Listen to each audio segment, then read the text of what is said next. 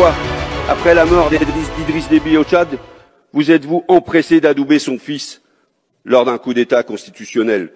Pourquoi le coup d'État en Guinée qui a remplacé le président Alpha Condé par un ancien soldat de la Légion étrangère française, le lieutenant-colonel Doumbaya, n'a été condamné que du bout des lèvres par la France?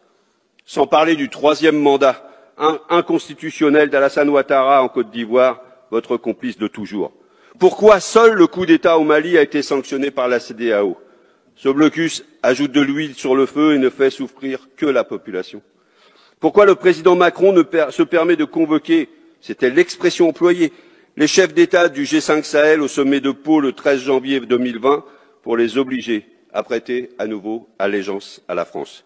Pourquoi refusez-vous de valider l'enquête des Nations Unies sur les bombardements par l'armée française à Bounti, au Mali, le 3 janvier 2021, qui a fait une vingtaine de morts dans un rassemblement qui n'était vraisemblablement qu'un mariage?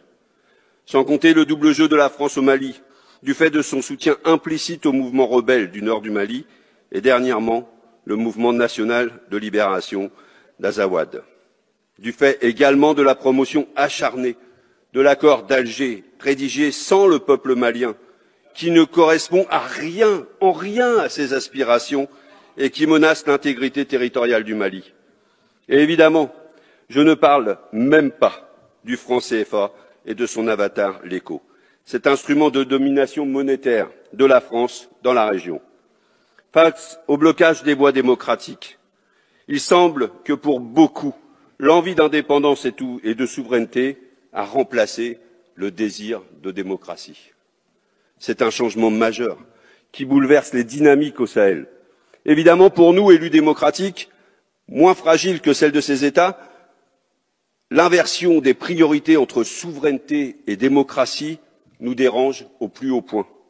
Mais il faut reconnaître qu'au Sahel, dans une zone où les entreprises françaises sont très influentes, où l'on paie en francs CFA et où les autocrates sont validés par Paris, la notion d'indépendance, la notion de souveraineté prend souvent la forme de défiance envers Paris. Une défiance renforcée par l'insécurité qui ne recule pas. Pour preuve, il y a 9 ans, au début de l'opération militaire française, les djihadistes et autres entrepreneurs de violence étaient présents sur 10% du territoire, alors qu'aujourd'hui, près de 90% du territoire malien est classé.